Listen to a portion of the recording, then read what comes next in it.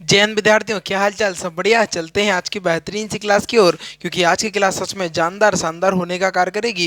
क्योंकि पिछली क्लास में मैंने महत्वपूर्ण तरीके से आपको भाग नंबर 3 यानी मूल अधिकार को समाप्त कराने का कार्य किया था, जो कि आपके एग्जाम के लिए तथा आपके जीवन के लिए अति महत्वपूर्ण होने का कार्य करता है। आज बात करेंगे हम प्रमुख रूप से भाग नंबर 4 की। प्रमुख रूप से भाग नंबर 4 राज्य के नीति निर्देशक तत्व के बारे में। अगर हम आर्टिकल की बात करें तो अनुच्छेद नंबर 36 से लेकर 51 तक यहाँ पर आज हम बताने का इसमें इस आर्टिकल में बताने का कार्य करेंगे, जो कि आपके लिए बहुत महत्वपूर्ण रहेगा। विद्यार्थियों याद रखिएगा, जो विद्यार्थी सोचते हैं कि 2023 के अंतिम अंत तक बेहतरीन सी जॉब मेरे हाथ में हो, तो भैया जी मैं बता रहा हूँ, जुड़ जाइए फ्यूचर एकेडमी XYZ से। क्योंकि यह एक ऐसा प्लेटफॉर्म है जहाँ पर आपको फ्री, बिल्कुल फ्री, सब कुछ फ्री चीज़ें आपको दी जा रही हैं। पूरा फाउंडेशन बैच आपको फ्री दिया जा रहा है, इसके बदले में आपसे एक भी रुपए नहीं लिया जाता है। चलते हैं आज की बेहतरीन सी क्लास की ओर, क्योंकि आज की क्लास जो है सच में जानदार शानदार होने का कार्य करेगी। चलते हैं क्लास की ओर सीधा। बात करेंगे भाग नंबर 4। विद्यार्थियों बात करें अगर हम भाग नंबर 4 की, तो भाग नंबर 4 को राज्य के नीति निर्देशक तत्व के बारे में इसमें हमने पढ़ना है। क्या है? राज्य के नीति निर्देशक तत्वों के बारे में इसमें हमको पढ़ना है।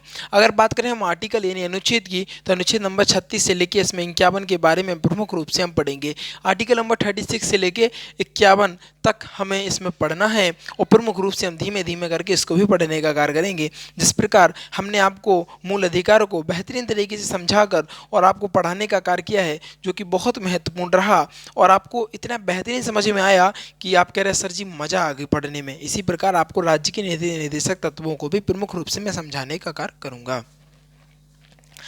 अगर हम बात करें भाग ए से, बात करते हैं इस पे, समझिए थोड़ा सा। अगर हम राज्य के नीति से निर्देशक तत्व को जान लेते हैं, फिर उसके बाद आर्टिकल की ओर बात करते हैं, लेकिन उससे पहले इस चीज़ को जानना बहुत महत्वपूर्ण होता है। इसे भाग नंबर 4 में अनुच्छेद नंबर, अगर हम बात करेंगे इसको भाग नंबर 4 में रखा गया है। अगर हम अनुच्छेद की बात करें तो 36 से लेकर 51 के बीच में इसमें अनुच्छेद रखे गए हैं, ठीक है, रखे गए हैं या रखे गए हैं, ठीक है। इसे आइलैंड से लिया गया है। अगर हम बात करें किसी भी चीज़ को, देखो विद्यार्थियों, हमारा जो भारत का संविधान है ना, इसको बनाने के लिए प्रमुख विशेष विशेष चीज़ों का प्रयोग किया गया।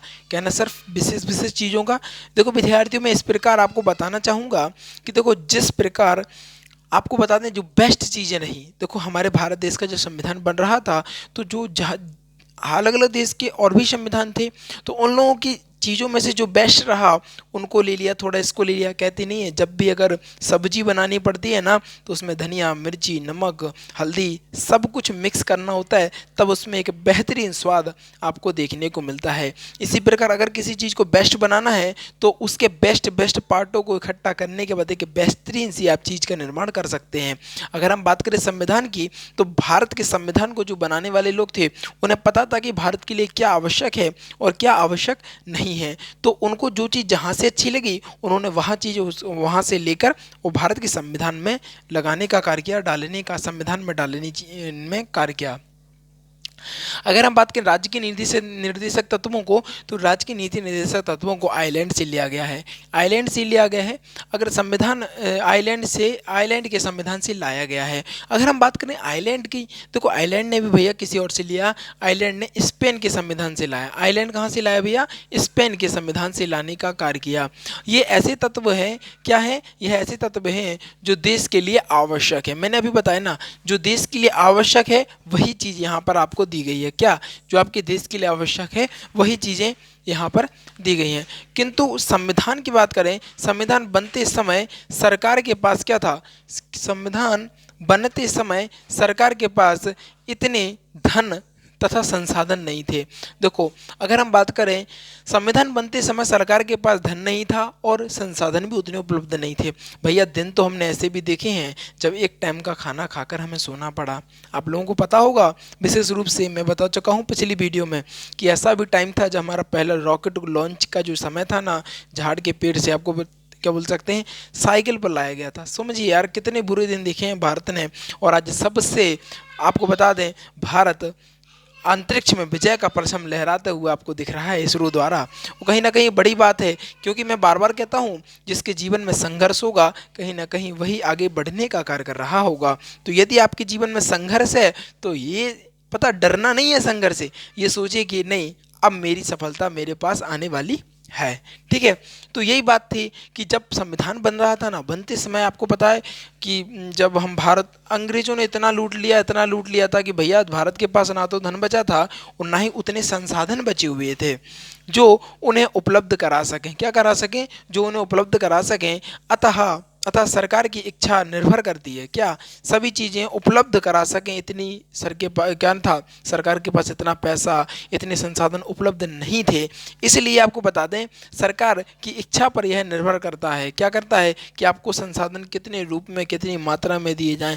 समझो थोड़ा सा विद्यार्थियों, मैं आपको बताना चाह रहा हूँ उस समय की बात जब तंगी बहुत ज़्यादा थी, लोग एक टाइम का खाना खाकर जी रहे थे, बहुत बुरा समय चल रहा था, जिस कारण केटी शाह ने क्या कहा, जिस कारण केटी शाह ने, समझिएगा,